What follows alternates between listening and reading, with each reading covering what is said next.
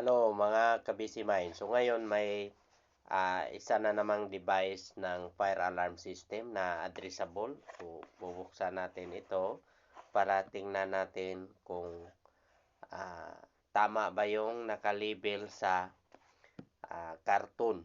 So ang device na ito, yan, makikita natin yan. Yan.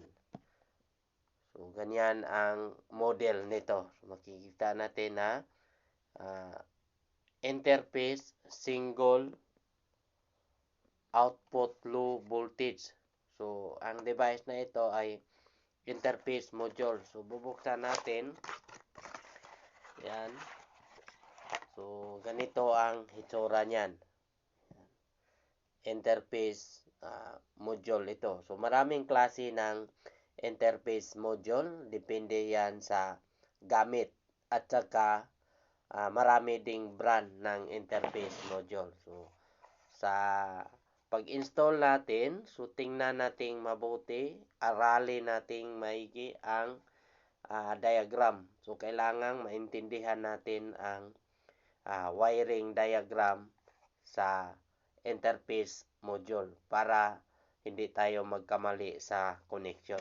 So lahat ng mga devices, anuman ang brand, ay may kasama yan na diagram or yung manual. So kapag bago yung device, kasama yan na sa cartoon. So kung magpapalit tayo ng device tulad ng ganito, so kailangang may diagram tayong susundan. Kung alam na natin ang mga wiring connection niyan, lagi na nating ginagawa, so hindi na kailangan yung diagram. Pero kung baguhan pa tayo, so kailangan nating tingnan yung diagram. So ito yung diagram ng interface module na ito. So bubuksan natin. Yan. So kapag hindi tayo marunong magbasa ng diagram, ay mahirapan tayo sa pag-install dito. So yan ang diagram niyan. Kung makikita natin diyan, maraming type ng module na ito. So dito makikita natin sa diagram ang model ng interface module. Itong model na ito ay ang number nito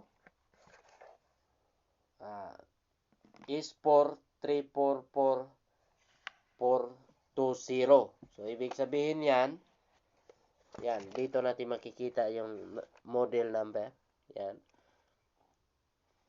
So dalawa ang function kapag ganito ang type ng interface module. Output signal at saka input signal.